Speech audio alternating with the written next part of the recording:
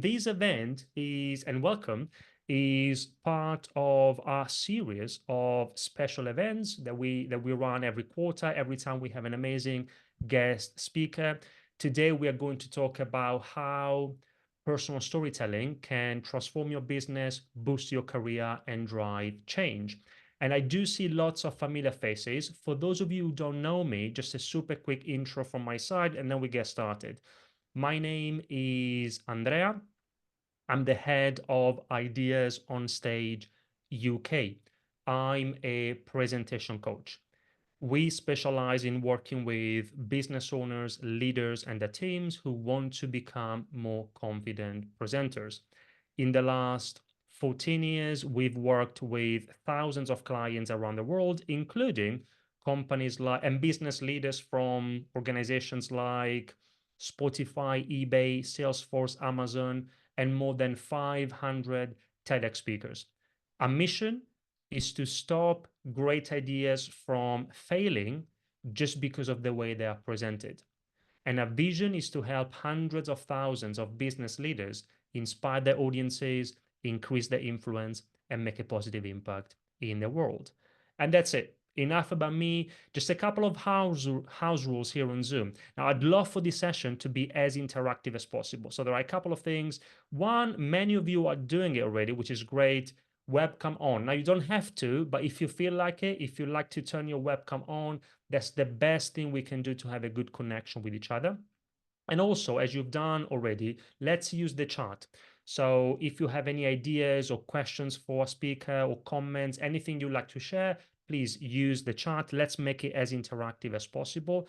And we are going to have a presentation from a guest speaker, about 30 minutes, more or less.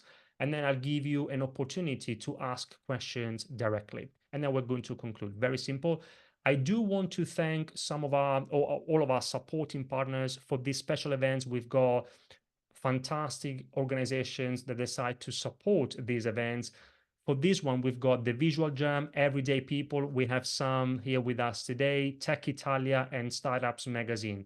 Check them out. Fantastic organizations. By the way, stay tuned because at the end of this session, I'll give you a link to a virtual goodie bag where you can get access to either free resources or special promotions that our supporting partners and our speaker as well has made available to you. So stay tuned until the end for the goodie bag.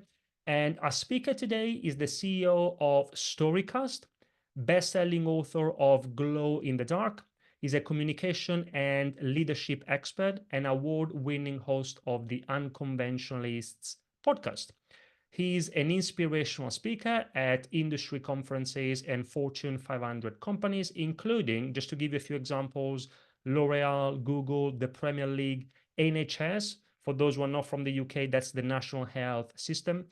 And he previously served as the country manager of the Movember Foundation, where he helped raise 2.8 million euros for men's health and inspired 110,000 fundraisers to take part. Now he knows this. I told him already. What is it? We've got like almost 50 people. I'm finding it very challenging to inspire 50 people to join these events. He moved more than 100,000 people to take action. So that's a different level. And his work has been featured in the Wall Street Journal, Forbes, The Guardian, and his TEDx talk, What They Don't Tell You About Entrepreneurship, has been viewed more than 1 million times and was recommended by Stephen Bartlett. You may know Stephen, the host of the Diary of a CEO podcast, as the #1 TED Talk for entrepreneurs. Today, he helps leaders, organizations, and teams create better stories, movements, and brands that positively impact and change the world. Again, he knows this. I told him, but I want to share this like publicly with everyone. He's someone I deeply admire, both personally and professionally as well. Over the years, he's always been super supportive of all my projects, ideas, initiatives, the good ones, the not so good ones. He's always been there. And I know you're going to learn a lot today. So please welcome Mark Leruste. Mark, thank you very much. Thank you very much. I'm just reading this pop-up on Zoom, so apologies for the awkward thing that the host is spotlighting your video for everyone. Yes, I'd like to unmute myself. Sorry. Hi, everyone. Thanks, Andrea. There's something incredibly awkward about sitting there while someone reads your bio. And I'm just like, I'm just gonna do like a one-line bio. That's gonna be my goal for the thing. But I really appreciate it, man. Thanks for yes. So let me know if you can see. This is gonna be the first awkward thing of the day. Can you see my slides?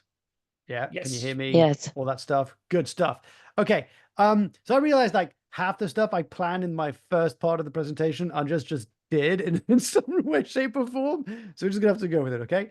Okay. So first of all, a warm welcome. I was just having a quick look at where you were tuning in from, and like nothing replaces in-person presentations and talks and keynotes or whatever. Like, I don't care what people say. This is still like in-person is still my number one favorite thing. But shy of that, virtual sessions like this are just incredible because of the reach that we can get. I just read that, we've got Christine in Toronto, we've got people in Spain and in I think Norway, I think so in Norway, France, UK, and so forth. So and Ukraine. Shout out to someone who just tuned in from Ukraine. That's pretty special. Now look, some of these presentations online can feel a little bit boring. And I get that. So one of the ways that I try and get us to have a bit more interactive is to use the chat. And I just want you to check if your chat works. So you can use your fingers or whatever you can use to put something in the chat. Well, you kind of told us where you're tuning in from. So, but I would love if you could just introduce yourself real quick. Like, what is it that you do or what is it that you're into? Let me know really quickly. So I just kind of see who's in the room. Like, are you a speaker? Are you a coach? Are you a founder? Are you CEO? Are you like an employee? Like, what is it that you do? Just so I can see a little bit of like who's in the room. That'd be great. Cool. So we've got some coaches. And this, by the way, I will be judging you for not typing in the chat, just so you know, this is going to happen. Yeah, we've got account managers. Cool. Head teacher. Cool. No. Great. So we've got a good mix. Yeah, director. Good. And keep them coming. Keep them coming. Keep them coming. I love that. Christina with a K. Do you know what? It works, that branding, on LinkedIn. Christina and I know each other from LinkedIn, and I always think about Christina with a K. So that works. Anyway, keep those coming. So my name is Mark Leruste. The reason why it's unpronounceable is because my dad's French. Nobody's perfect, but my mum is British, and I was brought up in kind of a dual heritage household. And my mission is pretty simple. It's I want to help leaders impact the world with their story. And I typically do this through different ways. But some of the examples of people I've worked with, just so you can understand a little bit of what I do. So Steph Slack came to me, and she joined one of my accelerators, and she thought she didn't have a story to share, that she didn't feel valid to be able to step on stage and sort of talk about the subject that she's passionate about. She ends up going to go do a TEDx talk and has over 2 million views and has just completed a PhD in this very topic around male suicide and mental health, which is pretty amazing. Daniel Costa-Gil, who ran a cork farm in Portugal, who is also an inspirational speaker, who wanted to be able to turn his story into a talk, but was just really confused about what are the elements of my story, but also, let's be honest, was just really afraid of sharing his story with the world. And if you do one thing today, or at least this week, and you haven't done so already, go and listen to my conversation with Daniel on the Unconventionalist podcast. I think it's episode 170. It's one of the most extraordinary stories I've ever heard. But the reason why I'm sharing this is that it was the first time in his life that he shared that story with the world. The impact was pretty much amazing. And he's since been invited to go and talk on stages, which has been really, really cool to see. So I believe that the story that's going to change your life isn't the story that you'll hear, it's the story that you share. And if you don't believe me, you can tell me, and you can find me mostly on LinkedIn these days at Mark Leruste. That's where I hang out the most. And we've kind of gone through that. We've already answered like why you're here. So that's great. Like I just saw some of the stuff that came. It sounded like, and maybe I'm wrong, but it sounded like, okay, how do we actually get the practical stuff out of story? So I'm going to make sure that we focus on that as well. There's just 3 things you need to know about me. I don't drink coffee. I was joking about this with Andrea before, because Andrea's Italian, and I have this complete assumption that all Italians love coffee. So it's always awkward when I have to tell an Italian, let's meet up for a tea. But I don't drink coffee. So if we ever meet up in person, just know that don't take offense if I don't accept your coffee. I hate nuts in brownies. I know, controversial, But I don't know who came up with that idea of putting nuts in brownies, but I just hate it. And I can't tie my shoelaces properly. That's a true story. I still do the double bunny rabbit ears. My wife is going to teach our kids how to do the proper way. It's another story for another time. But the good news is I'm not here to teach you any of those things. But I do want to take you back for a second. So I grew up in France with a British mum and a French dad in a dual heritage household. And that's me, that little dragon there. This is 1988. And they dared to cast me as the dragon, not the knight, not the shining armor. No, the dragon who was supposed to capture another pupil. And the knight was coming to kill me and they were supposed to drag me off the stage. But I wouldn't die. Like he would stab me, I would fall, all the parents would laugh, and I would get back up and I'd get a bigger laugh. And I sort of realized, wow, like the way we show up can impact our audience. And I became kind of like really curious with that. But I grew up around this theme of story. Like my grandmother would talk about my great grandfather, who's the guy in the middle, who, by the way, I've just realized we've got the same hairline, but that's another conversation. But the guy in the middle, that's my great grandfather, Pierre Laronde, who was a war hero who got decorated with La Légion d'honneur, which is the highest civilian rank that you can get by the president Charles de Gaulle. And she would tell these stories all the time around. And I would rather listen to the adults tell stories than pretty much anything. So I got really excited to go to school. My mom has this joke where I'm like 3 years old, I'm stomping around going, me school, me school, me school. Little did I know that actually school would suck big time and that I would actually hate it. Anybody here had report cards? Put a Y or yes or a hands up. Yeah. Did you have report cards back at school? Cool. So I don't know how archaic your educational system was, but mine was pretty brutal. And they would write these reports every quarter with like these really encouraging things about my abilities. So like alarming results, talks too much, hasn't changed. Never pays attention, still very much the case. That's my wife. Disappointed, but this is the one. I love it. Incompetent and knows it. I mean, I don't know if anybody's got kids here or or nephews, but can you imagine going up to someone and saying like, you're incompetent and you know it? Now do better. I hated school so much that I faked having an appendicitis. It's not a joke. I found out that there was this other kid in school who wasn't here for like 2 weeks. I was like, what's up? What happened? He was like, oh, you had an appendicitis. Like, what's that? Like, oh, it's a thing. Apparently, you go in hospital and you stay 2 weeks. Like, I want that. So I pretend like I had an injury, and they operated on me. And I would rather get cut open and spend 2 weeks in a hospital bed than go to school. True story. And it turns out it's because I'm dyslexic. So I can't spell to save my life. I can't do maths. And I was put down on a continuous basis and bullied by my school teachers. And also, I also suffer from the squirrel syndrome, aka ADD. So I'm kind of all over the shop. But those things have actually made me quite okay as a speaker. But in 1992, my mum was a school teacher and she loved to put up school plays for kids to learn and experience thespian arts. And she had to do something with me and my brother. And she got me onto the stage. I was like a bush or a sort of dancing tree in the back. But in this particular moment, I remember this. I was a ventriloquist puppet. And I got on stage. It was a sold out kind of theater with all the parents there to watch their kids. I didn't even speak, right? And afterwards, parents and friends came up to me and said, like, oh my God, that was amazing. You were great. And it was the first time I got praises by adults that weren't my parents. And I was like, oh, so it turns out that we can sometimes be in the wrong environment, but still be the right person. And also the fact that true communication is about connection. Like if you can connect with the audience, even without words, you can make them feel things. And if you can make them feel things, then you can make them do things. In 2001, I get kicked out. So long story short, I get held back a year, eventually kicked out of the educational system. I end up in a classroom, right, with like kids who are slightly older than me. Some of them are drug dealers. Some of them rob houses. And I actually got to know them and hear their stories. And they would tell me the story of how their dad left when they were younger. Their mum had some severe mental health issues. And if social services found out, they'd come and take the younger brother and they just couldn't let that happen. But they had no ways to make any means. So selling drugs or robbing houses and selling some of the items was the way they survived. And I'm not condemning it, but I realized that, oh, everyone has a story, right? Like there are two sides to the story, if not three sides. And then after graduating, I got a job interviewing people from all over the world. And these were ministers, CEOs, head of governments. And I got fascinated by people's stories, like how the stories we tell ourselves and tell the world shape us. And I've continued to do that throughout my work. That's effectively what I go and do. And I believe firmly everyone deserves to feel seen, supported, and understood. which is why I'm here. Hopefully you can get a bit of that. I've worked with a few clients. Andreas mentioned them. And he told them what I talk about, which is effectively I try and get people to tell stories that matter. I do this through speaking, through writing books, through running workshops, and doing big programs where people smile. You see, you've got to put a picture of someone smiling in your audience, otherwise it looks like everyone's boring.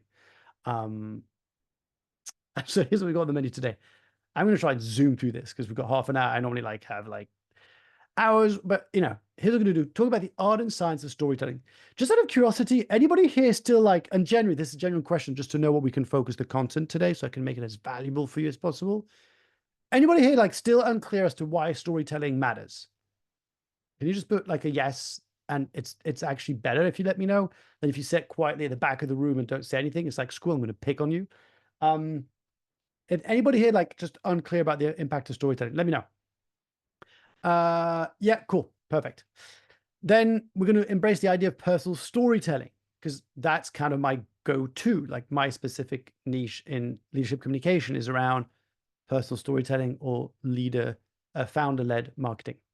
The connection and impact it creates. Cool. And then I'm going to share with you, that's what Andreas was like, I think this would be really helpful if you could help talk about the three steps that you talk in a book. Did I mention I wrote a book? Yeah, I wrote a book. So I talk about the kind of framework in this book, but I'll share with you today.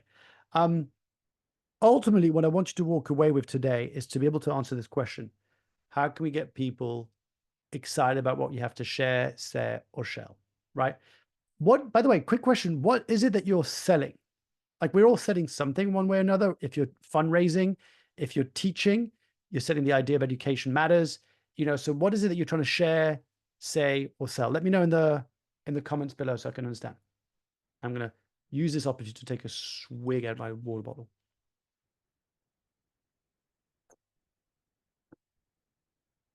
Vertical, yeah, healthy living. Okay. So there's some coaching in the room. Stories. Cool. Books. Yep. Mental health matters. Entrepreneurs. Okay. Yeah. Philosophy book. Coaching.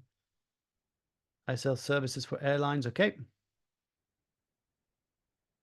Okay. So mostly services, right? Mostly service-based, I would say. Sounds like. Okay, cool. But it's the same, really. Whether you're selling services or products, you can actually apply the same stuff you're going to learn today. So 2009, I go through a bad time. I joined Movember. And the reason I'm sharing this, yes, this is me. And no, I have no shame in sharing these pictures because it's for a good cause. It's for mental health and talking about good stuff. But I was effectively a professional mustache farmer. And this is me, 2012. And I had nothing but a backpack, a very questionable mustache, and a story. That was it. And I remember being on that stage and sharing the story about Movember and the company. And one of the journalists in the room that was brought by someone asked, why are you joining Movember? Why are you deciding to launch Movember in France? And I remember I had this crossroad moment where I could either say the vanilla, has anybody here, by the way, has anybody here ever been told or has the belief that there should always be a professional self and a personal self, and business and personal should never mix, should never cross? Anybody? Yeah. Yeah. Well, fun story. 2009, I go through a bit of a depression. Yay. And I'm feeling proper shit. And I'm sitting in my bedroom on the edge of my bed, and my mum walks in, and I tell her, and I basically say, look, I think, Mum, I might be depressed. And she goes don't tell anybody. Not even Dennis. And Dennis is my best friend. So clearly he obviously knew. And I was like, why not? She's like, because no one's ever going to hire you. And I just remember this oh crap. There are safe stories that we can share and there are unsafe stories that we can share.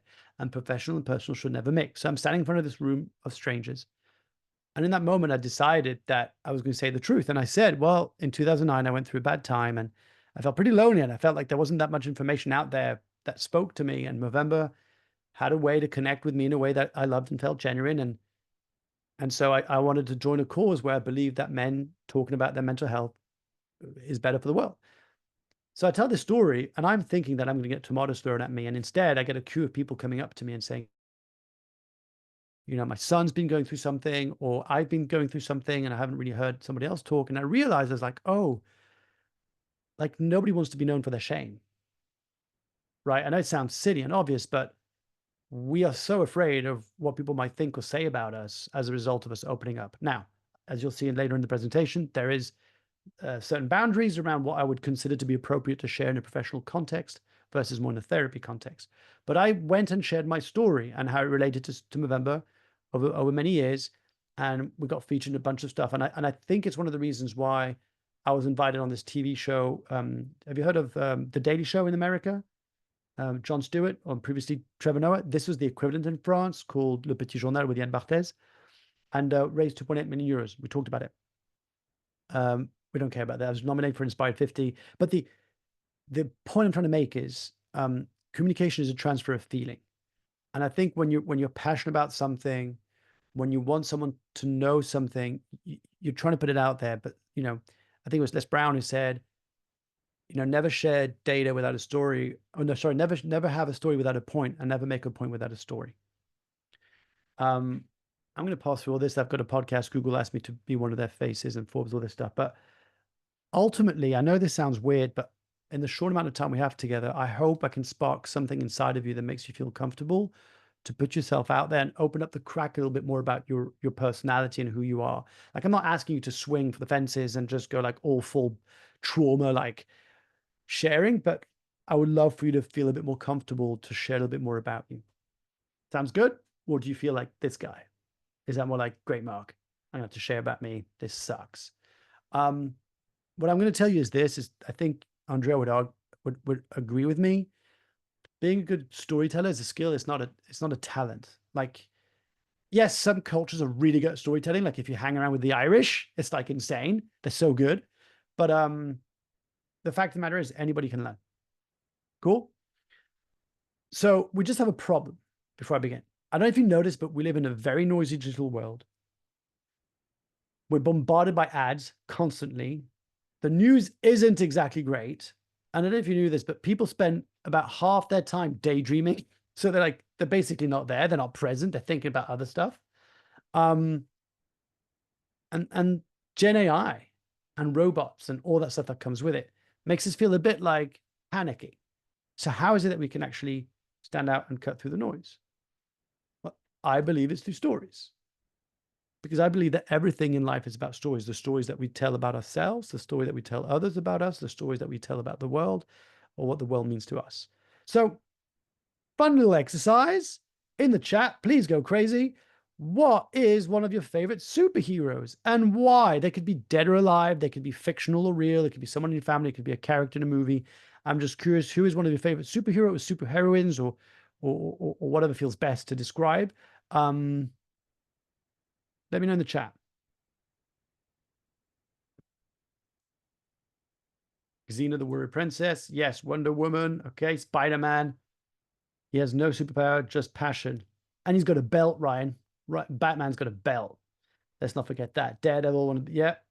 Batman came Buzz Lightyear to Infinity and Beyond. Cool. My Aunt Mo played on the boys only softball team. Came up before it was okay. Owned it and owned herself. Love that. Kung Fu Panda. Cool. Aquaman. Okay, got it. So just notice how you feel when you're thinking about these characters, the values that they embody, the stories that they represent, the overcoming struggles and challenges and bravery and courage that all these characters represent, because in fact, they're a reflection of who we want to be more of often, right? For those of you wondering, mine is Batman. And the reason why it's Batman is I think it's kind of like a dark edge to him. Like there's this really kind of dark past of just like his parents got murdered in front of him and it's just like awful. And then he turns his pain into like, have you ever heard this? I think it's Jonathan Miller said this. Have you ever heard about the difference between villains and heroes? Don't know if this rings a bell. That they basically, the difference is how they process their pain. So both heroes and villains in most stories go through some level of pain. The difference is that heroes say, I never want anybody to feel like this again. And villains say, I want to make sure everybody feels my pain. So, fun fact. All right, favorite film. What is one of your favorite films?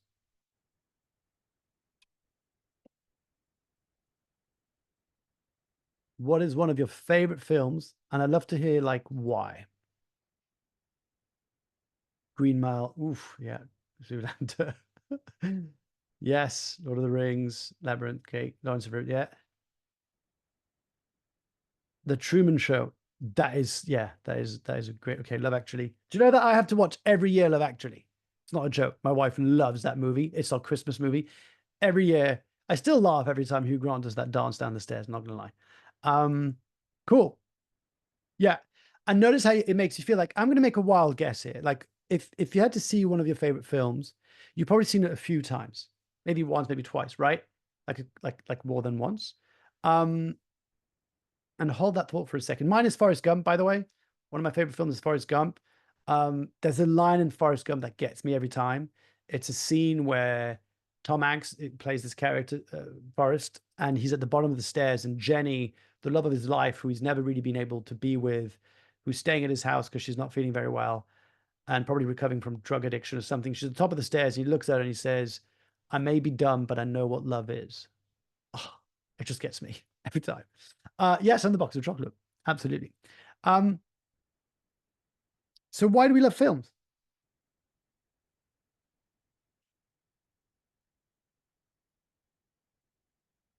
Why do you think we love films? Yeah, because of the story. Yeah, the human storyline. Yeah. They make our emotions feel seen. Ooh, I love that. Yes, they make us feel about ornaments. Yes, emotions, absolutely. Yeah, it's also what we can't be with. It's what we can't be within ourselves. They make us, yes, story escapism. Actually, there's a term for it. Talk about in my book. It's called, did I mention I wrote a book? It's called narrative transportation. It's this ability that when you're in a movie, or in a series, in a film, in a book, you kind of disappear from your surroundings and you're into the story. It transports us to a place we can only imagine. Yes. Um, well, we're all made of stories. That's the honest truth. And I believe that if you knew how powerful your story was, you wouldn't be sitting on it.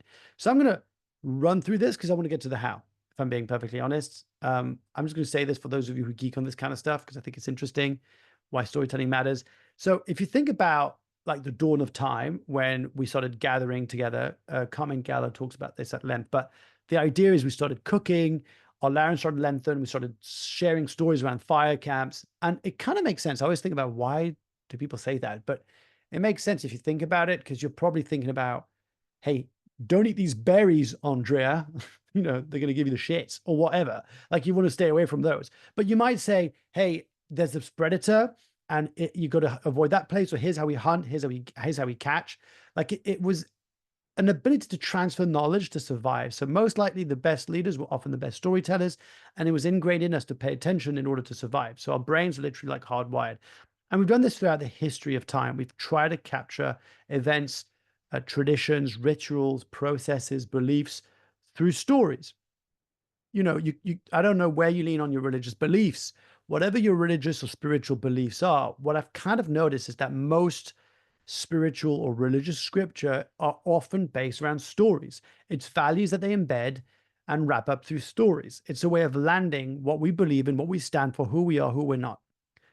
And that's because storytelling is the most important thing in the world. But okay, but how is this relevant? If you're a coach, if you're an entrepreneur, if you're a business leader, an employee, whatever, how is this relevant? Pop quiz. Oh, it's narrative transportation now, listen. I think what you're looking for.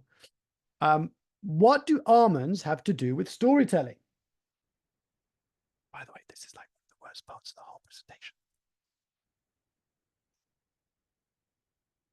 They engage. Amygdala. Yes, Graham. Graham. Yes. Oh my God, this has never happened. I think in 8 years or 10 years I've been doing this. I've always thought this is you know what? I knew I was going to hold on to this slide until the day Graham showed up in my life. I've always done this presentation, and it was like, they're addictive. We want more. Yes, absolutely. Amygdala. Graham, you're going to win a little trophy from me. There's an almond shaped amygdala in our brain that effectively helps us process a lot of emotions, decision making. And what they found is that something triggers our amygdala. Can you guess what that is? Roll the drums, put them in the chat. What do you think triggers our amygdala that enables us to dictate our behaviors and emotions? You've guessed it. Stories, Mostyn. Boom. Get in prize, Chrissy. You get a snack from across the board. Stories. Yes, Mark. So Yuri Harrison did this study where he looked at an MRI scan of people who were listening to stories and people who were telling stories. And what they found is that when they started the initial scan, the brainwave activities were very different. And as they told the story, the brainwave started to sync. So effectively, you can create the same emotion that you're feeling as you tell the story. I don't know if you've ever been that way when a friend of yours or someone has told a story and you're at the edge of your seat. You're starting to feel all the feels. And maybe someone told you a story and you started crying because it made you emotional. Like that's just how powerful stories are. It's because we're hardwired for them. Did I mention I wrote a book about this, about how stories matter and how your personal story is important? So where do people go wrong? So enabling us to share stories and use stories effectively, it's a messy process. Often I find, actually, you know what, real quick, what are you struggling with right now? Like, what is the number one, would you say, thing getting in your way right now of leveraging your story more effectively to better connect with your audience, to build trust, inspire action? Like, what is the thing that's getting in your way? And, is it fear? Is it structure? Is it shame? Is it finding which relevant story to use? Is it getting to the point? What is it? Keep going. Yes, when you've gone through so much, how to tell the relevant bits and not so relevant bits. Yes, love that. Confidence, believing people care. Ooh, thank you, Joy. Good at telling it, bad at telling it for the purpose of setting. Yes. Okay, got it. Finding the story, what adds value to listen. Yeah. Structure, word, getting to the point, less chatterbox. Yeah. As my wife tells me all the time, less sauce, more meat. Apologies for the vegetarians being in the room. Not meant to offend anyone, but it's that, right? Like, how do we actually get to the point? Okay, cool. So I'm going to share with you a few things that I've seen a lot. It's like, it's not clear what you're actually saying. What's the point of you sharing that story? It's sort of confusing. Like, you're giving too many details. You're opening up too many doors, too many arcs, just too much information. Like, we don't need to know the serial number of the vehicle you were riding in when you got to the airport, quite dry, monotone, a bit boring, we're kind of almost falling asleep at the sound. By the way, I just want to share with this yesterday, because I am one of those who doom scrolls on Instagram when I really shouldn't. And yesterday I was watching a bunch of reels, and this woman was sharing a reel of how every time her husband talks for too long, she puts on the Oscar music. Like when when you finish your acceptance speech and they ask you to get off the stage. So she was doing all these all these videos of her husband talking, and then she just kicks in the music. Anyway, I thought that was hilarious. But there's something else. A lot of the times I find that people just make them impersonal.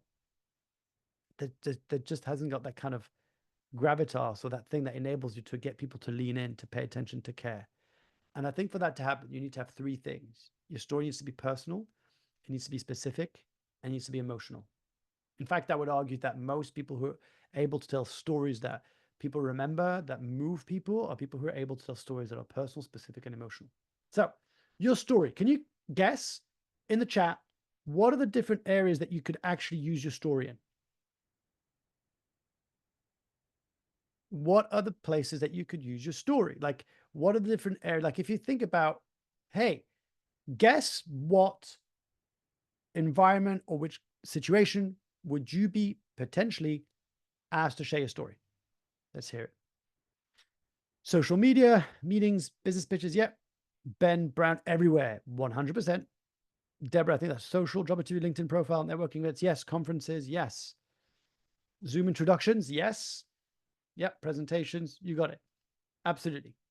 What you will most likely notice is that most people with influence all have a story. Okay. So you can share your story in a podcast, on stage, with your team, in a pitch, on a call with a potential customer, on social media, with a client, in your book. Did someone say that people are writing books here? I don't know if so. I think someone said writing a book, but anyway, in the media, at school. And because of that, by the way, this is like a kind of another level, and I talk about it in the book, but knowing which platform you're sharing your story on, knowing who your audience is, determines the stories you pick. By the way, just putting it out there. For example, I would not share the same story or use the same language I use in today that I would if I went to my kid's school. But I often find that most leaders who are able to enroll their audience when they share their story have figured out a way to pick a relevant story to connect the dots as to why they do what they do. Does that make sense? And that usually comes from a pain point. So I'm going to use Mostyn as an example because I know Mostyn, and I see your work online, which I really love your videos. So my assumption is that probably Mostyn, over the years of working in companies, you've probably been frustrated by seeing how some people work. You've probably been frustrated yourself of not being managed or led the way that you would wanted to. Or maybe you've seen some great leadership, some great management, and you wanted to share those things. Or maybe you realize at some point that being interrupted every 5 minutes isn't productive for the company, and that there's a better way of doing it. And Mostyn's given a great talk about that topic, by the way. But do you see what I'm saying? So like, it doesn't have to be like a huge trauma. Like some of us do have stories of like little T or big T trauma that we can turn into our message. But I'm just putting out that it doesn't have to be, right? One of the exercises I talk about in the book, we should do a game at the next time. Count how many times I say I write a book. And I talk about this idea that my nephew, when he was a kid, we put up all the Lego on the floor so he could play. And he would take these little pieces of Lego and do different structures. And I thought, that's really interesting, because that's kind of like our stories. I think one of the number one reasons why we haven't figured out which are the best stories we should use, and depending on which context we're in, is we haven't done the work to unpack our stories. In fact, if you look at my kind of typical structure, it's three. It's called source, shape, and share. Source your stories, learn how to shape them, and then share them. You can go back in time machine. I had a client once that really struggled to kind of go back and map out their stories. And I said, look, if I could put you in a time machine and you could go back in time, maybe once, maybe 2 or 3 times, and you could go and give yourself a piece of advice, or maybe give yourself some words of comfort, at which point in your life would that be? That can sometimes be a good access point for people to think about, oh yeah, when I experienced my first heartbreak, or when I lost one of my parents, or something that happened that you can go back to is sometimes also a good access point. What you'd be surprised is that what is the most personal is the most universal. Quick question. We talked about storytelling in general. I'm interested about personal storytelling. So talking a bit more about yourself, especially in a professional context. What gets in the way of you feeling more comfortable and confident in sharing your personal story? I know Joy was already quite open and vulnerable that way. Yeah, vulnerability, risk, being judged, practicing. Yeah, my son's hearing it. Oof, I know that. Yeah, I have a story that I'm boring. Yeah, judgment. Finding the elements that is universal. Yeah. Like, how do I draw the universal lesson from my story? Yeah. Not being like judgment. Yeah. So if you're noticing, they typically fall within 3 categories, is what I found: fear, confusion, and shame. They're all kind of under the fear anyway, but that's kind of what people put under. So real quick, remember that favorite movie I told you about? I asked you to think about, and I said there's most likely that you've seen it a few times. Would that be fair? That your favorite film, you've maybe seen it a few times, maybe once, twice, and some of them maybe more. Now, what if I locked you in a room? I would put toilets, don't worry, and snacks, and a sink so you can wash your hands, don't worry. And I got you to watch that film, not once, not twice, but like 50, 100, 1,000 times back to back. How long would it take you before you hated that movie? Couldn't see that movie again? Type it in the chat. How many times do you think you would have to see that film back to back before you're like, oh my God, kill me now. I can't watch this.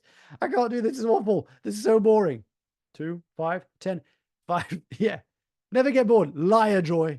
Liar. Okay. I can guarantee you 100 times back to back, you would get so bored. Right. Not many. But the point is this: it's the same thing with your story. You are the worst judge of your own story's ability to inspire and impact others, because you're so close to it. You've lived it so many times that for you, it's like watching your favorite movie 1,000,000 times over and over again. Whereas someone who's never heard your story before will be like you the first time you saw one of your favorite movies. So you're the worst judge. Keep that in mind. Number 2, the reason why you fear so much being rejected, it's ingrained in you. It's a biological evolution. It's your ability to fit in. It is hardwired in us as a social species to make sure that we fit in and that we don't get cast away because we couldn't survive. And the problem is that our evolution hasn't really kind of caught up with which year we live in now. And it's okay. Like, if you're being criticized or judged, you're not going to have to face a saber-toothed tiger, maybe like a bad Wi-Fi connection. But you know what I mean? So how to shape your story. I want to leave you with this. Hopefully this can help. If you've ever heard about storytelling, taken a public speaking class, a communication or presentation, this obviously does not apply to Andreas because Andreas is the boss and he knows all this stuff. But just in case you wouldn't, you've probably heard of Joseph Campbell. Anybody here heard of Joseph Campbell? Yeah. He is one of the godfathers of storytelling in the modern terms, where he studied religion and mythology across cultures around the world. And he realized that there was this story that was prevalent in every single story he ever came across, no matter where he was around the world. He called it the monomyth. He wrote a book called A Hero with 1,000 Faces, and he developed the 12 stages, if you want, of the hero's journey, which is great. It's a great formula to write great stories. A lot of people have used it over the years, from Star Wars to Harry Potter to Hunger Games, etc. You probably heard of the 5 W's and H. That's typical in journalism. If you go and see your editor in your newsroom and you want to pitch a story, you usually have to answer these questions. You might have heard the three act structure story. There's all but the arc and the deep structure, or the Story Brands Framework by Donald Miller, which is a great marketing tool, by the way. If you want to learn how to use like a practical marketing framework, I really recommend it. But the reality is, what I found is that most storytelling structures are too long. Like if you're on the spot and someone on your team has just told you that they're really struggling, or you're on stage and someone's asked you a difficult question, like you need something short and snappy. Yeah. And Donald Miller said that best. He wrote The Building Story. He said, a story is effectively a character who wants something and needs to overcome conflict to get it. That's it. That's the story. When you boil down a story, it is that, right? So if you think about it, you want to keep it really simple. Your structure should have a beginning, a middle, and an end. That's it. Okay. From Humpty Dumpty all the way to E.T., it's the same thing. Same structure. There's a setup, there's a conflict, there's a resolution. So I wanted to take the core principles of storytelling and apply it in a business context. And so I came out with a really simple formula that you can take away. One easy way to remember it is tell me, take me, teach me. So let's say you've gone back in the past and you think about one potential personal story you can use. Yeah. Here's how you apply it. The first C is context. Set the context of the story. So for example, for me, I could say, I'm 6 years old. I'm standing behind my desk. Well, I'm sitting behind my desk. I'm looking outside the window and I'm daydreaming. I always daydreaming. And then I hear the words that I dread the most. Surprise spelling test. So I've just set you in a little bit of context. You know I'm at school. You know I'm 6. You know I'm just scared that what just happened. Connection. Bring us into the story. That's when you bring us into the emotional element, if you want, the climax of the story. The reason why I dread to hear these words is that I know I'm going to be given the test, I'm going to fail the test, and then my teacher's going to publicly humiliate me in front of the rest of my class because I can't spell to save my life. And this happens all the time. Then you get into conclusion. Now, this is where I think most people go wrong. Most people who share personal stories in the business context will do maybe 1 and number 2, but they don't finish with a point. Like I always say this, you've got to land the plane. You've got to say, what is the point of sharing the story? A bit what I said about earlier from that famous quote, like every point should have a story and every story should have a point. It's the idea that you've got to figure out how do you land the message or the point that you're trying to say. So for example, in me, depending which audience I'm speaking to, so let's say I'm talking to a group of leaders around communication, public speaking, storytelling.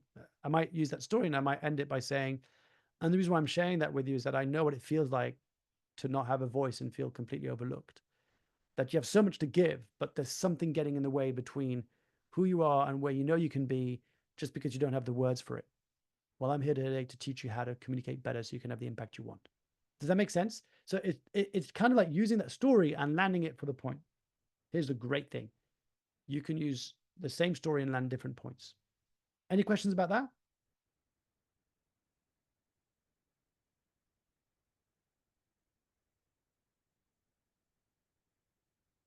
I'm just checking if you've got any stories around that. Any questions around that? Let me just check the chat room. Any questions? Does that make sense?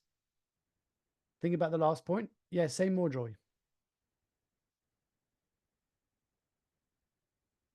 You want me to talk? Yeah. Tell me more. Yeah. What Yeah. No, I was just thinking about the same story, but you could have a different ending. You're saying you can make a different point with the yes. same story. Yes. So I was just like thinking, how does that work? How does that work? Cool. So this is more like master level if you want. But it's effectively, you can use the same story and have a different landing. So using the same story I just told you about being at school, I could use it. Let's say I give a talk about culture, right? Engagement, employee engagement, and talk about company culture. Well, the point might be, the reason why I'm telling this story is that everybody loses when we let talented people feel small because we think they don't fit in, and we're not making them play at their highest potential. So what you're trying to do is you're trying to take the same core story, but you're trying to land a different message. It's a bit more like more like masterful level, but it's effectively super helpful when you start building your story bank, because you can start sharing the same story and land different messages. Okay. So I'm going to finish with you with just this really quick example. Trigger warning. In the next story that I'm about to share with you contains sexual abuse and content that you might find disturbing. So if you want to kind of unplug for a second, or if you want to get some, that's totally okay. I'm sharing the story because for me, it's an example of how a personal story in a business context can make a real big difference. So one of my clients, Billy Quinlan, came to me, and again, didn't have that legitimate feeling of that her story mattered or couldn't make such a big difference, but she really wanted to make a difference in her industry. And she is the CEO and co-founder of Furley, which is a business trying to narrow the gap in the sexual pleasure women. So we talk about the pay gap amongst the workplace, but actually she gave this great talk around the pleasure gap that exists. There's this Time article magazine that came out that said, ask men, what is your definition of a good sexual experience? And they say when they climax. And they asked the same question for women, and it was something ridiculous, like 68% replied when it doesn't hurt. And she said, like, this is not normal. Like, how are we still having this narrative? So she entered this, and I'm going to use, by the way, the 3 C's that I just showed to you on how she uses it in real life, right? So she enters this accelerator, and I'm just going to read it out so you can see it. So back in 2017, I joined Zinc, a 6-month business accelerator program based out of London. As part of the program, a mix of experts and academics came in to talk to us about the different pillars of women's well-being and mental health, including bipolar, schizophrenia, and pregnancy. So that's the tell me, right? That's the context. Then she goes, but the crazy thing is not a single person came in to talk about sexuality and the role sexuality plays in our health and quality of life. The reason why Anna and I were so aware that this wasn't even on their radar was that Anna lost her virginity when she was raped at 15, and I was sexually assaulted in 2016 at work. That is the connection. That is a take me. Then she goes into even a program that was dedicated to women. They still didn't feel comfortable to talk about sex. So we decided we were going to talk about it. That's why Furley exists, to radically transform women's relationship with sex. That's conclusion. That's teach me. They went on and raised a bunch of money, right? Like they were the only first female non-experienced founders to raise around. And one of their co-founders is one of the founders of Calm. And the reason I'm sharing this is that we want to know your story. Yeah, obviously you want to learn how to share it effectively, but your story is what makes the biggest difference. It's the emotional glue that you've been waiting for. It's the only USP you really have. I'm going to finish with this. It's 60 seconds. And you heard of Dragon's Den? I think it's Shark's Tank in North America. And I'm not sure what the equivalent is around the world, but I'm going to share this with you. It's a 60-second pitch by Lucy Rout, the founder of Taboo. Hello Dragons, I'm Lucy, the founder of Taboo. I'm here today to pitch for a £50,000 investment for a 25% stake in my business. Following a reconstruction of my digestive system to remove a pancreatic cancer back in January 2020, I was told I'd need to take medication with food for the rest of my life. I was handed this very plastic pill case and sent on my way. Having previously enjoyed social settings, I suddenly found myself feeling very anxious and uncomfortable whenever food was involved, escaping to the bathroom to take my tablets in private, and for a very long time, I felt I had something I should be hiding or be embarrassed about. This really wasn't helped by the fact that when I searched the market for a beautifully designed, durable pill case, I was really disappointed to find next to nothing designed for people like me. So I decided enough was enough, and I'm building a business and a brand to once and for all remove the taboo around medication. Lucy. Hi. First of all, well done. Thank Incredibly inspiring story. And your pitch was phenomenal as well. So your personal story is USB that you've been waiting for. And I know that we had very little time today, and I try to cover as much as possible. But I really hope that you at least try and go out there. I'm not going to have time to go through this, but it was just to tell you that the secret sauce is actually just to get out there and share. I used to hang out with Trevor Noah back in South Africa when I used to live there, and I saw him when he was beginning, and they would go out there and practice and bomb and keep going and keep shaping and keep crafting. And what I realized is that your message and your story sharpens as you share it. In fact, that's what happened when I shared my TEDx talk. And we're not going to have time to do pop quiz, you know that. Yes, done right, storytelling is a catalyst for creating change. That's like why I'm here. That's why when Andreas invited me, said, look, would you mind coming out? I was like, no, the more we can spread this message to get people to share their stories, the more we can change the world. If you're curious about which elements of your story are not clear, whether that's the structure, the flow, the assets, I've got a quick quiz that you can take off, or you can get a personalized report, PDF, and you can get that at storycast.scoreapp.com. I think that's going to be shared after the recording. Anyway, I've spoken too much. Is that helpful? Like anything? Like I'm sorry. One last thing is like, what's the biggest takeaway that you got out of today? Because I know it's a lot, but what is the one thing that you want to walk away to capture? Put it in the chat so that I can know at least what's the one thing that stuck. Just do it. Yeah.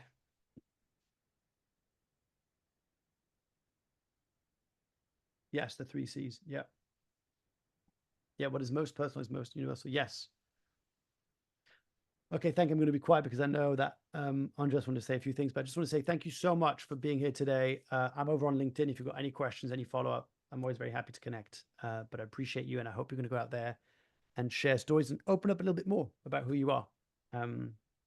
Mark, we appreciate you. Thank you so much, as always, for your time, for sharing your ideas and your insights. A big round of applause for Mark Leruste, even if it's a virtual one, we can't hear it, but we can say it. And okay, so we've got just 5 minutes. So just time for one question. So 2 options. Either I'm going to ask the question, or I'll give you a few seconds.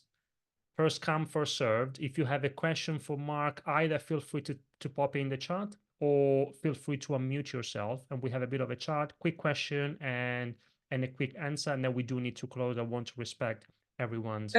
Can we have a copy of the recording, please? The recording will be sent to everyone, yes. And I just wrote this. If you've got any questions, type them in the chat, because Andres is going to get this chat.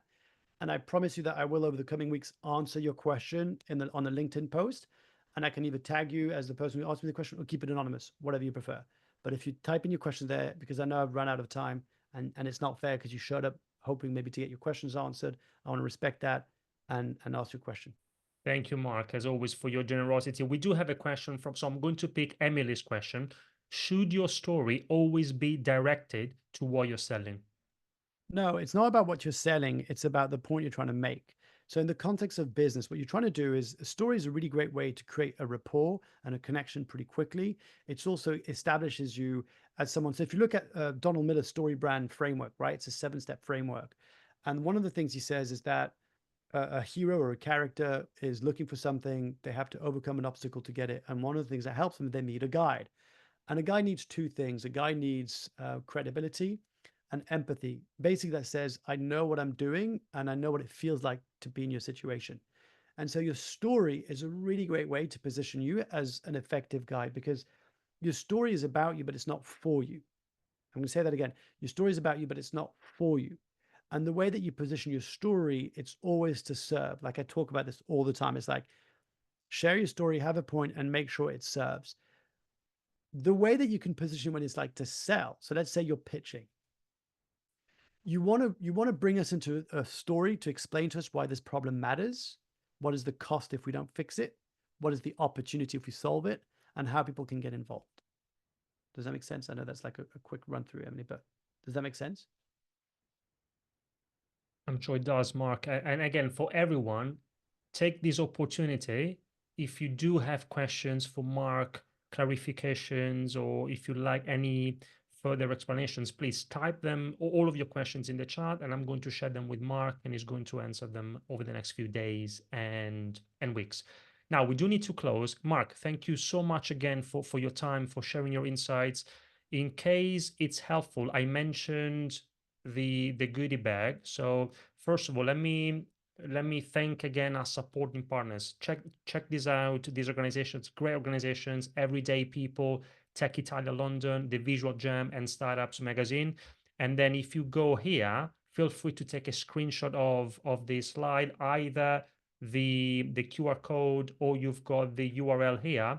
That takes you to a virtual goodie bag where you can get access to lots of free resources or promotions from our supporting partners and from Mark as well. And then for those of you who haven't seen these two resources from us, one is the scorecard and the other one is the masterclass. So here you've got the links. Again, feel free to take a screenshot if it helps. If you've never taken the Confident Presenter Scorecard, that's a way for you to very quickly, for free, in less than 3 minutes, assess your current presentation skills. Again, check it out.